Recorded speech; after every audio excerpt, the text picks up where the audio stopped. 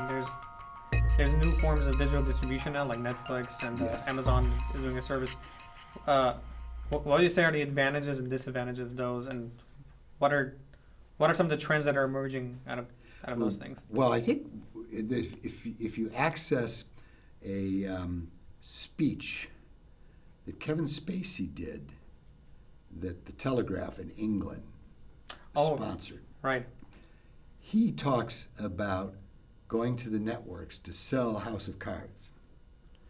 And the networks say, oh, okay, let's do a pilot. And he and his partners, one of them who's the director who won the Academy Award for the King's Speech, I think, I said, no, we're not going to do a pilot. You commit for the whole series. The series has been done in England. It was successful. Academy Award-winning actor, Academy Award-winning director, commit for the whole series. Nobody would do it. They all passed. No, we just don't do it. Well, Netflix was able to take advantage of this opportunity, and as you realize, it helped them tremendously. So you have people like Netflix jumping in to the pool and ordering entire series. You have people like Amazon doing numbers of pilots, then screening the pilots and letting Amazon Prime customers give voice to what they thought of the pilots, which the feedback goes back to Amazon and helps them ascertain what they want to take to series. You mentioned about how Kevin Spacey and how he was trying to pitch the House of Cards to networks. What advice would you give to pitching in general? Like, is it purely an art form, or is it more kind of like a business thing, or is it a mixture of both? And it's a mixture, and you've got to, when you're pitching, you've got to get to the network buyer.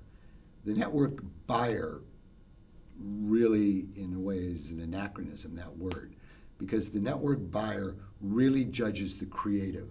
The network buyer does not get involved in the negotiation. That goes to business affairs. And it sets up a tough dynamic for you as a seller. Because on one hand, you want to tell the buyer that he's going to get the biggest stars in the world and the greatest locations and this and this and this, something that's going to cost zillions of dollars. And then you go in and meet with the business affairs operation, or your lawyer does, or your agent, or whoever, and all of a sudden the business affairs guy said, well, forget all that. You're getting 5 cents, you're not getting $1 to do this. And then the creative person says, well, maybe we really don't want it anymore because it doesn't have those bells and whistles that we thought you had. So it's a dynamic that didn't used to exist. And the networks really don't necessarily give as much value to the producer-packager as they used to years ago. So in terms of packaging and financing a film, I know there's like the international is used a lot. Is there an example of whenever you use kind of like international tax credits, or is that an advantage to people? Like how does that work? Kind of. Well, first of all, let's take a step outside of that. It used to be that the television producer packagers would retain all of the international.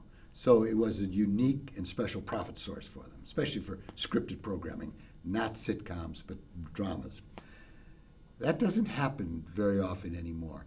Nowadays, the networks take everything. They take all of the rights, the international rights, etc. And to them, the opportunities for the international are very important. They evaluate that when they buy the show. They evaluate whether, will this show sell in Poland? Right. And I actually had a development guy at NBC say that to me.